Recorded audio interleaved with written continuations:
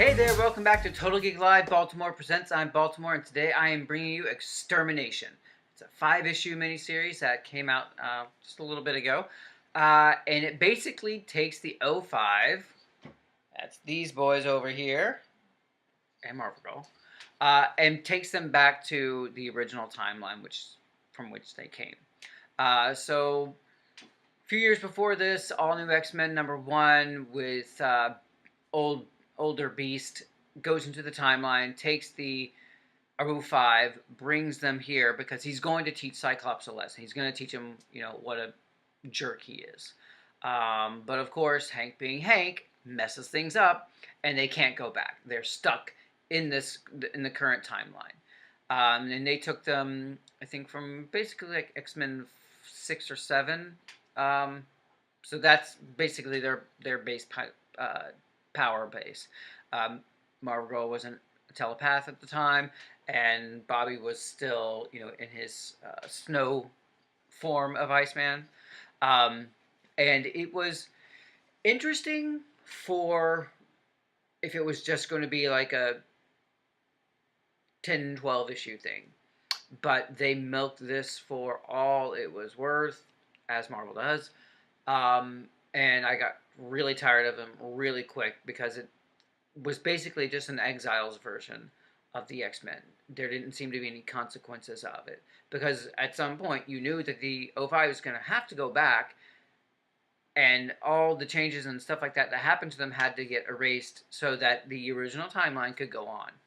Otherwise, it would have been just way too fakakta. So this miniseries set out to bring them back to the original timeline. So the O5 at this point, there's a lot of things that happened. Cyclops went to space to see with his dad. Jean Grey renounced the Phoenix. She developed her telepathy powers, and she actually developed the power to, feed off of the psychic energy and use that to boost her own abilities. Iceman, quickly learned how to be fully ice, and he also came to terms with his sexuality. Thanks, Jean. Angel saw what happened to him, becoming the Horseman of Death, decided he wanted nothing to do with that, and he ended up getting cosmic energy flame wings from Black Vortex, another thing that happened, in order for this not to make happen. Beast saw what was happening with his older self and decided, you know what, science is all kind of weird, I'm going to do some magic, because that doesn't mess people up. So they're, various stages of, trying to switch from what they're going to end up being. So these 5 issues kind of like spearheaded their return back to the original timeline and get them back so that we can get back to real storytelling. So what happens is Ahab, who is from the future, he's a mutant hunter, has these hellhounds he creates, Rachel being one of them, and he sticks them on other mutants. He makes them hunt other mutants. So Ahab has come from the future, and his first victim is Bloodstorm. Bloodstorm, who was an alternate reality X-Men that they picked up, which is basically a vampire version of Storm. And she was kind of getting close to Cyclops. So, of course, this makes him more angsty, naturally. So we have her being killed, this hunt going on, and then we have Cable coming in and saying, we got to protect you all, we got to be careful. And then, from somewhere, someone else comes in and kills the old Cable. He's dead. For like the 70th time in the 2000s. So it's revealed that the person who killed old Cable is none other than Kid Cable. So it's the young version of Cable, Nathan Summers, who has come to the future to stop him from messing up the timeline and getting the O5 back to where they need to go. So what happens is there's a whole bunch of craziness going on. The original members of X-Force are going to try to track down whoever killed their Cable, and Jean wants a part of that. So she teams up with them and goes with them. We have Ahab coming in and making a whole bunch of hellhounds for himself. bringing Rachel back into the fold. They made Shatterstar, Old Man Logan. They made a whole bunch of people into hounds to kind of hunt and capture the O5 and deal a lot of damage, which they do. So the X-Men's main thing is to protect the O5, to get them back, and make sure that nothing happens to them. So that's what they're really doing. We have Jean finally figuring out, young Jean, finally figuring out what's kind of going on, that they need to find the people who are basically creating the hounds, and they discover that it's two young mutants. So in the future, they've gone and figured out who these children are and figure out how their powers work, so that when they return to the original timeline, there's going to be a memory bubble that pops in all the original Five's heads, and they're going to remember all the experiences plus how to defeat the bad guys, which, you know, is kind of important. But before that, we have Kid Cable gathering the X-Men, Beast, Iceman, Cyclops, Angel, trying to get them all together so that he can send them home, because he has the technology to do that. He also captures, he captures Mimic, Calvin Rankin, who by just to let you know, is one of my favorite X-Men, favorite mutants. I think he's so cool. They really need to use him a lot more. I mean, come on. So what he does is he surgically removes Mimic's wings, who he mimicked from Angel, surgically removes the cosmic wings from Angel, and puts the mimicked wings of Angel onto Angel. Did you follow all that? Because it's a little convoluted. So Calvin has no wings. He's basically in his same form that he has been in before. All the O5 are there. The X-Men are there too. And, of course, Ahab storms Kid Cable's fortress. And the first thing out is a big eye blast, Cyclops eye blast, and Ahab throwing his spear and killing the Cyclops. Well, the next issue you find out it was Mimic trying to save young Cyclops by being Cyclops, so Mimic is dead.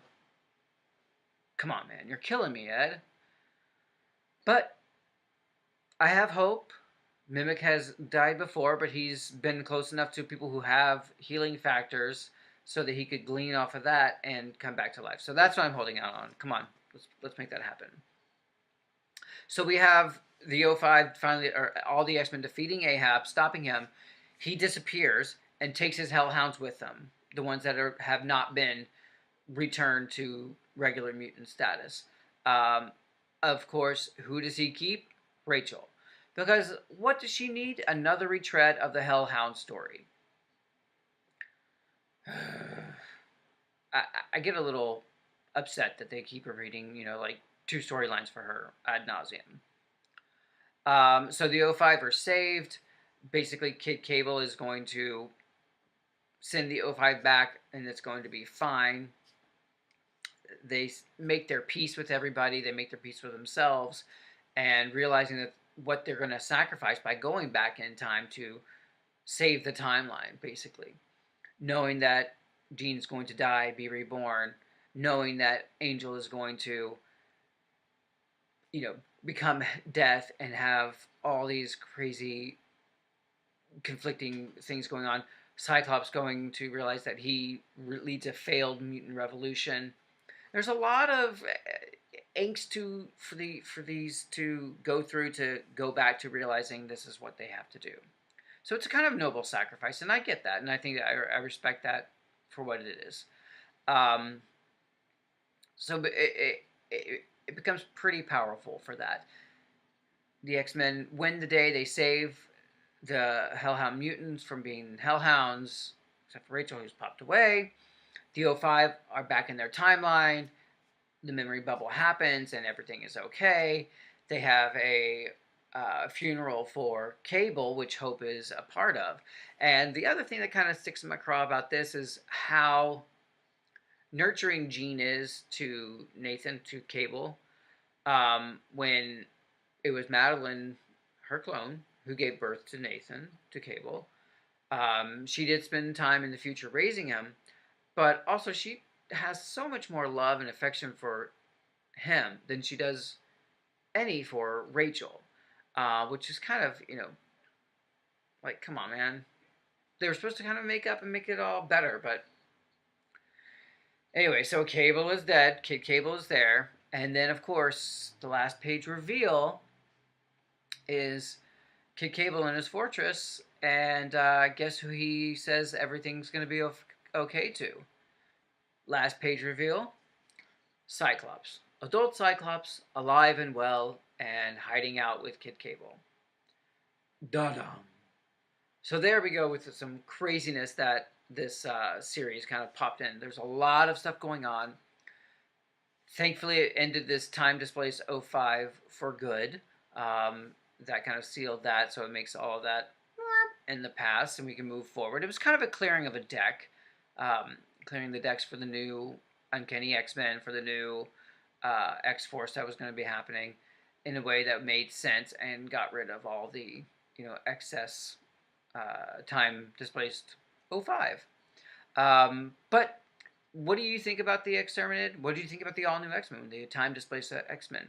Did you like it? Did they wear out their welcome? Would you have wanted to see more of them? My main beef was that they took time away from other mutants who could have gotten spotlights, and that's my kind of like with it. But tell me what you think. Like, subscribe, and share. And as always, we'll be back with more. It's all geek to us. See ya.